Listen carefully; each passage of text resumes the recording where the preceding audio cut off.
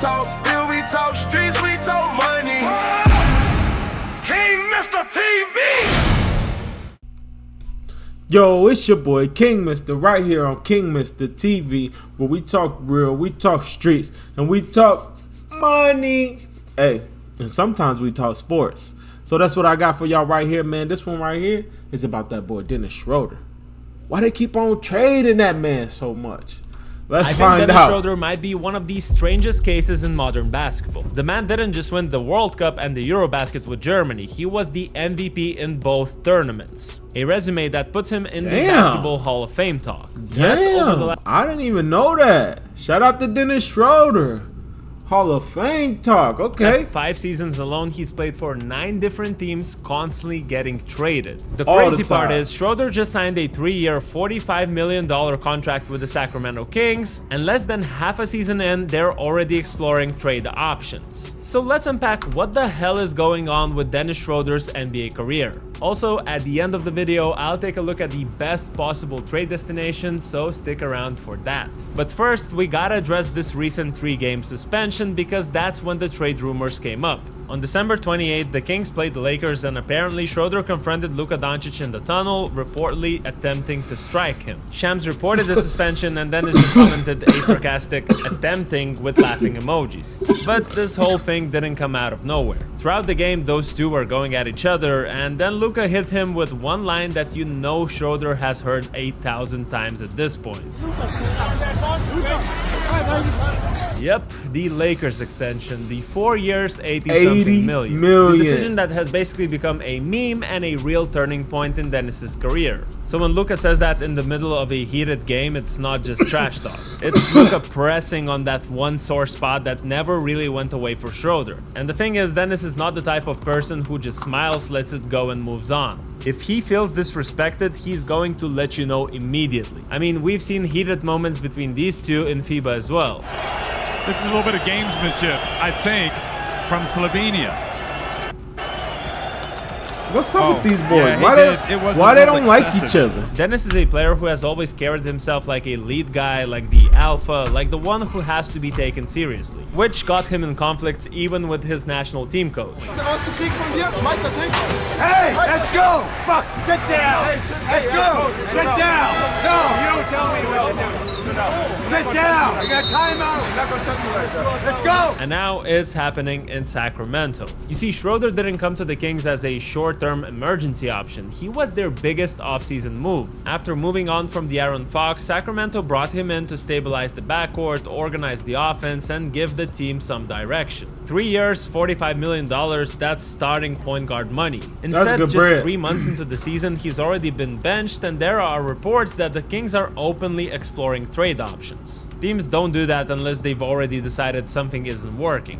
On paper, Shroder hasn't even been that bad. He's averaging around 13 points and 6 assists, which is basically who he's been throughout his career. The problem is that Sacramento is just terrible. They're near the bottom of the West, the season is slipping away, and once that happens, priorities change fast. When you're sitting there with a 32-year-old veteran on a mid-sized contract playing reduced minutes on a losing team, flexibility suddenly matters more than continuity. Draft picks matters more, resetting the timeline matters more, and that's where Shroder always ends up. He's good enough to help you win if you're pushing forward, but the moment a franchise admits he just a good role player, like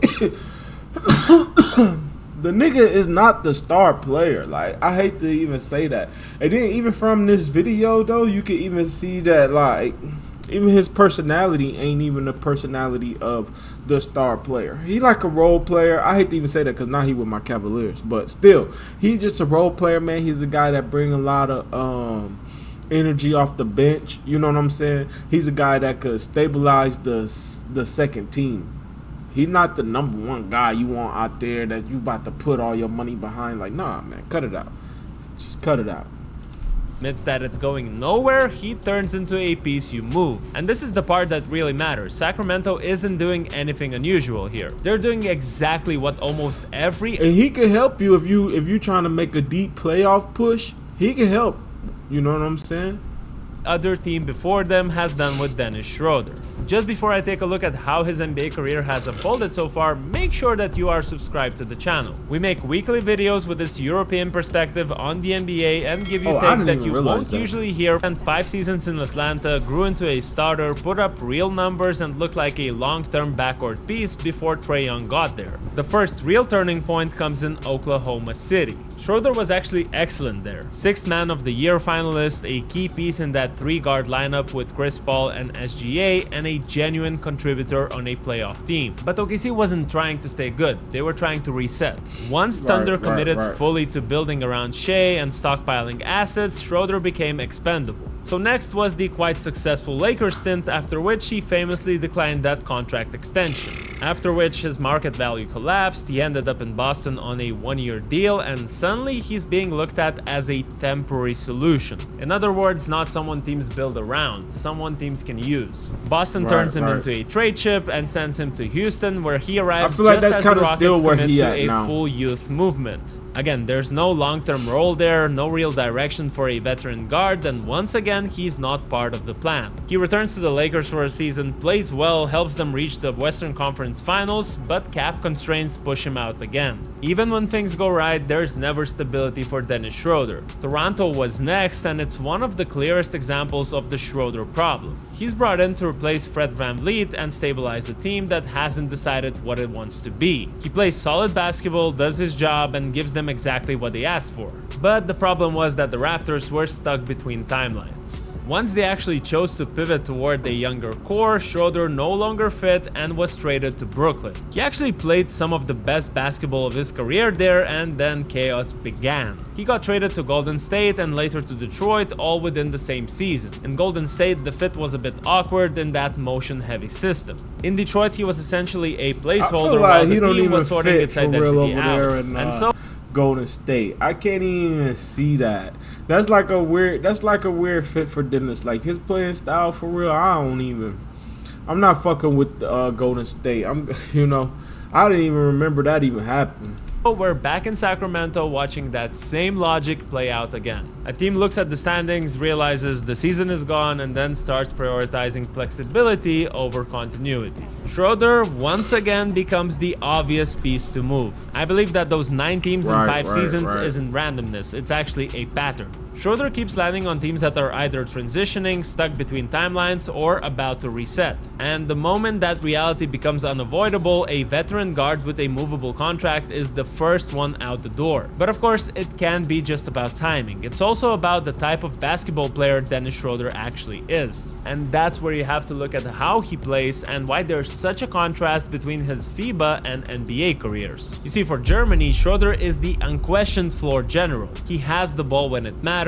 he decides how the game is played, and he's empowered to live with the results. Since 2022, the message was clear, that is Shroder's team, and Shroder thrives in that clarity. He's hit clutch shots, closed games, and embraced the pressure that comes with being the guy. That fearless confidence you see in those moments comes from knowing exactly who you are in the hierarchy. The environment matters too. Shroder himself has talked about how different the mindset is in FIBA basketball. I love seeing Shroder in that position. That's kind of fire, man. It's kind of fire to see a dude being able to actually live that. Being able to say, I am who the fuck I think I am. Fuck you mean? Less about individual status, more about collective responsibility. Add national pride to that, the fact that he genuinely cares about representing Germany, and you get this unstoppable version of Dennis Shroder. Now contrast that with the NBA. Shroder is almost never given that same clarity. He's rarely the #1 option, rarely the focal point, and almost never the player that the system is built around. And yet the way he plays still resembles someone who expects to be. That disconnect is where most of the problems start. Statistically, this shows up very clearly in how Shroder uses the ball. Even when he's not the top option, he plays like one. In Sacramento this season, nearly 40% of his offensive possessions come as a pick-and-roll ball handler. Last year in Detroit, it was over 40%. Even in Golden State, a system built on motion, cutting, and minimizing on-ball dominance, Shroder still ran pick-and-rolls at an extremely high rate. Those are franchise guard numbers. To put that into perspective, Shai Gilgeous-Alexander, the reigning MVP and the clear offensive engine of Oklahoma City, actually runs fewer pick-and-rolls than Shroder does. Luka Doncic, Jalen Brunson, Donovan Mitchell, So he just need to be in the system where that's implemented.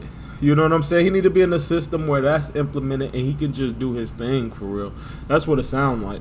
All slightly lower. The difference is in efficiency. My bad, y'all. Those players justify that level of control because they are elite at it. Brunson is in the 90th percentile as a pick and roll ball handler. Shea is in the 96th. Luka and Mitchell sit comfortably in the mid to high 80s. Shroder, despite using those actions just as often, ranks closer to the middle of the league. This season, he's around the 57th percentile. Ooh. Last season, it was similar, and in Golden State, it dropped all the way into the low 30s. That's the central basketball issue. Schroeder's style requires high usage, but his efficiency doesn't always justify it. If you design your offense around him, you limit your ceiling. But if you don't, it's hard to integrate him cleanly. That's exactly what Draymond Green was getting at when he said Schroeder plays a different kind of basketball. Not bad basketball, just basketball that demands control. And this is where ego and then the thing about it too is we don't play like that in America no more.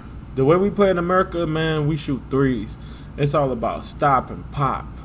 It's all about get down the court fast, move the ball around a few times, a few quick touches, pop.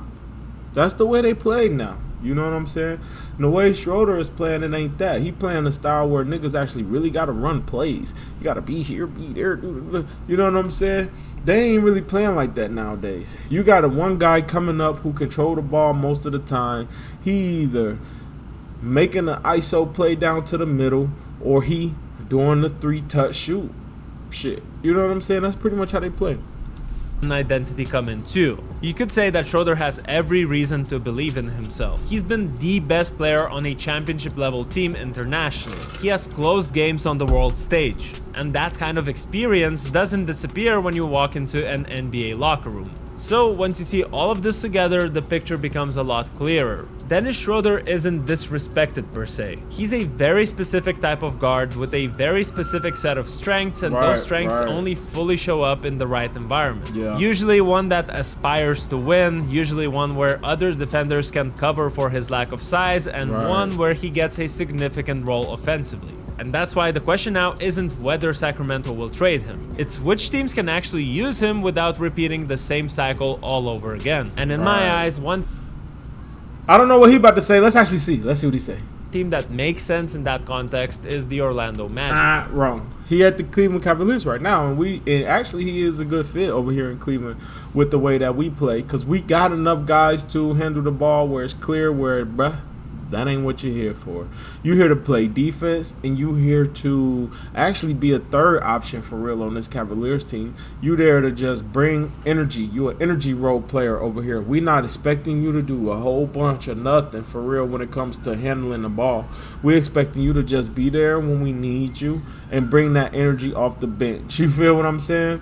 So, hey, shout out to Dennis Schroder, man. I think everything is looking real good for him right now in Cleveland. And, man, I hope the best for him, man. It's your boy, King Mister, and we out.